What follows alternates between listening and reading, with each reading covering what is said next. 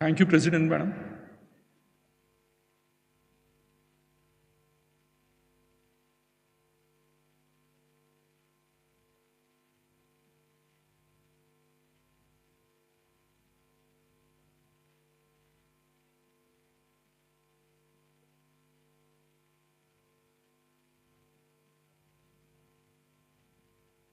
Honorable Chief Minister of Rajasthan, Sri Bhajanlal Sarma ji, I request you to deliver the convocation address as the guest of honor. Please.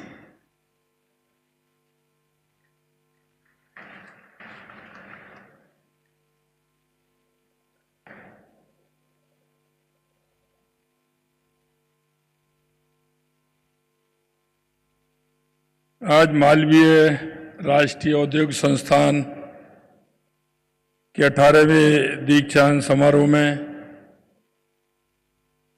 मंच पर विराजमान में माननीय राष्ट्रपति महोदया श्रीमती द्रौपदी मुर्मू जी का राजस्थान की इस पावन धरा पर हार्दिक स्वागत एवं अभिनंदन करता हूं तथा राज्य के प्रति आपके इस स्नेह के लिए मैं समस्त प्रदेशवासियों की ओर से आपका आभार व्यक्त करता हूं।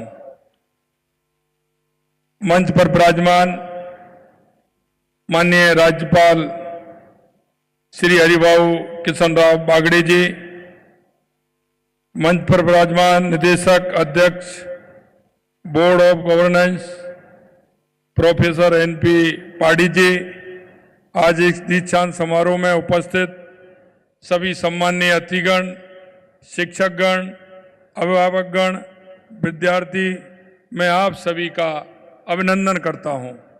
आज इतनी बड़ी संख्या में विद्यार्थियों के जीवन के इस महत्वपूर्ण पड़ाव को पार करने पर राष्ट्रपति महोदय का आशीर्वाद मिलना बहुत ही सौभाग्य की बात है।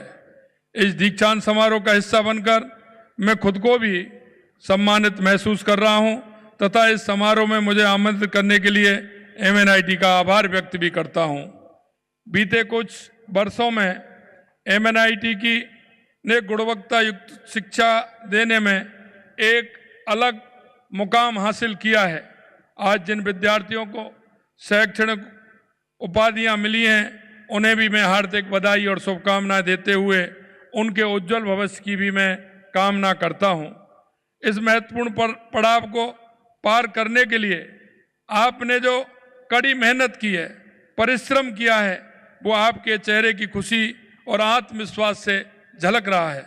आपने अपने समर्पण और प्रतिबद्धता से अपने अभिभावकों और शिक्षकों को गर्व करने का अवसर भी आपने दिया है।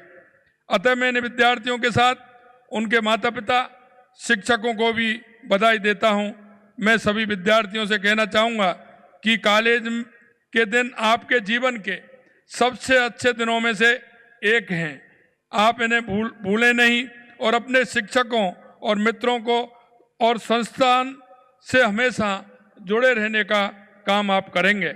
आपने ऐसे समय में उपाधि प्राप्त की है जब दुनिया तेजी से बदल रही है और इस बदलती दुनिया में भारत अपनी प्रगति की गति से खास पहचान बना रहा है। यहाँ से आप एक ऐसी दुनिया में प्रवेश करने वाले हैं जो अवसरों से भरी है। यहाँ से आपकी ये कर्म यात्रा शुरू होगी जिसमें किए गए कार्यों की पहचान बनेगी। आज AI, machine learning, data science, नवीनीकरण ऊर्जा जैसी नई तकनीकी उभर रही हैं। इन बदलावों का असर केवल किसी उद्योग पर ही नहीं बल्कि पूरे समाज के अंदर इसका असर पड़ता है। इस तेजी से बदलते हुए परिदृश्य में आपकी भूमिका और महत्वपूर्ण हो जाती है। आपने अपनी शिक्षा के माध्यम से जो ज्ञान और कौशल अर्जित किया है उसका उपयोग समाज की समस्या समाधान ढूंढने में और मानवता की उन्नति के लिए करना आपके जिम्मे है।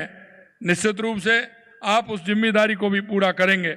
आप अपनी विशेषता से न केवल नई तकनीकी का विकास कर सकते हैं बल्कि अनेक समस्याओं के समाधान में भी सक्रिय भूमिका निभा सकते हैं। ये समय है कि आप अपनी सोच और कार्यशैली को आगे बढ़ाएं। आप नए नए विचारों के साथ समाज में सकारात्मक परिवर्तन लाने का कार्य करें। आपकी सफलता केवल आपकी व्यक्तिगत उपलब्धियां में नहीं, बल्कि समाज के उत्थान और विकास में आपका योगदान हो, ऐसी आपसे आशा है।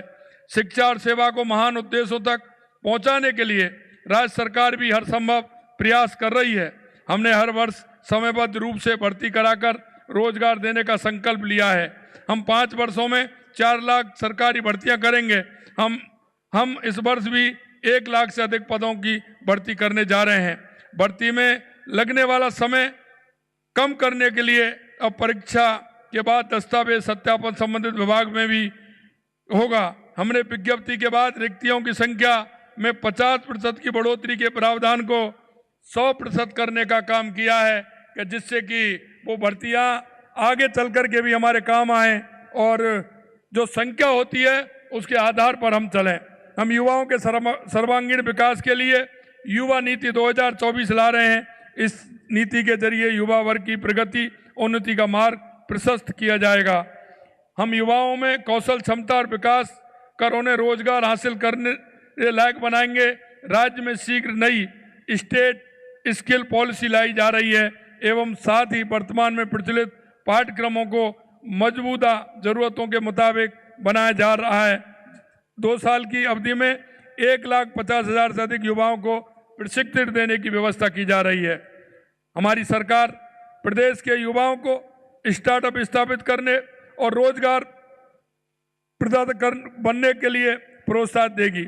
इसके लिए हम अटल एंटरप्रेन्योरशिप प्रोग्राम चलाएंगे। इस प्रोग्राम के तहत युवाओं को देश विदेश में उत्कृष्ट सीईओ की मेंटरशिप उपलब्ध कराने के लिए ही आउटरीच एक्सपोजर अवसर भी उपलब्ध कराए जाएंगे।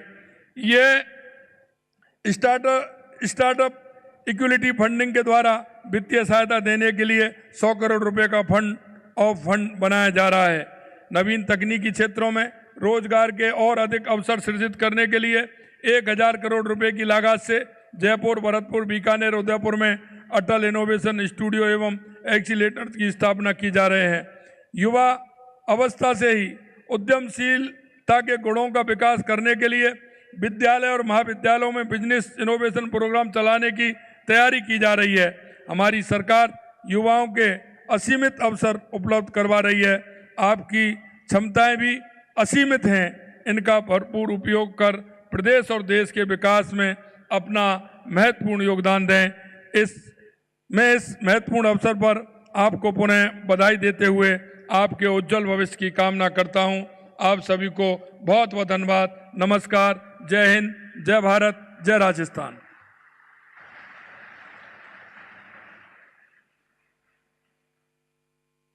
Honorable Governor of Rajasthan, Sri Haribahu Kishan Rao Bagde ji, I request you to deliver the convocation address as the guest of honor, please.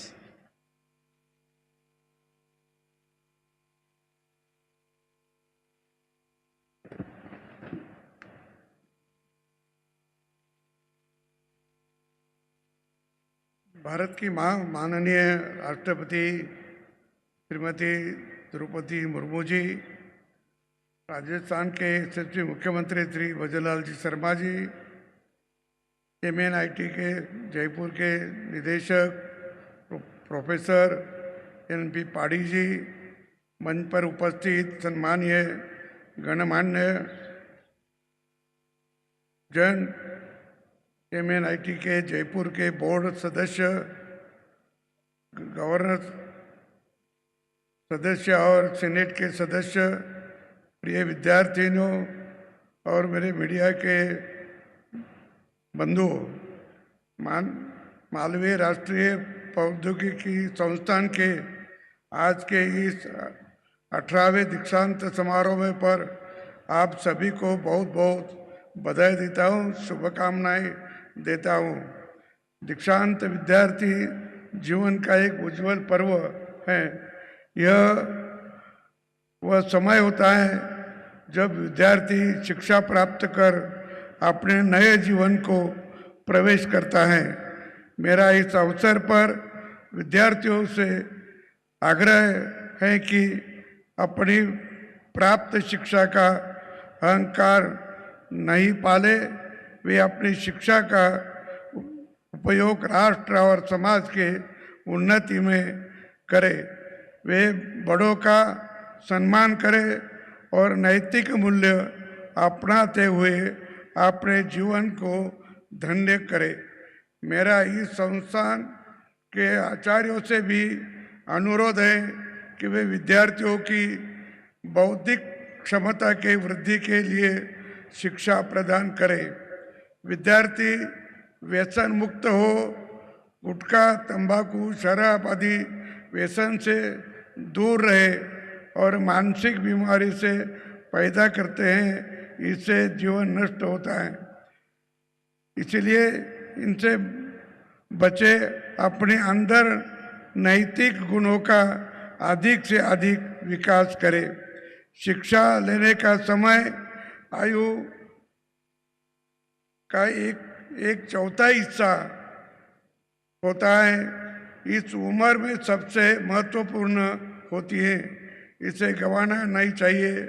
प्रकृति के साथ अपना तालमेल रहे, पर्यावरण के प्रति संवेदनशील रहे, जो काम आपको मिले उसे लगन से करे।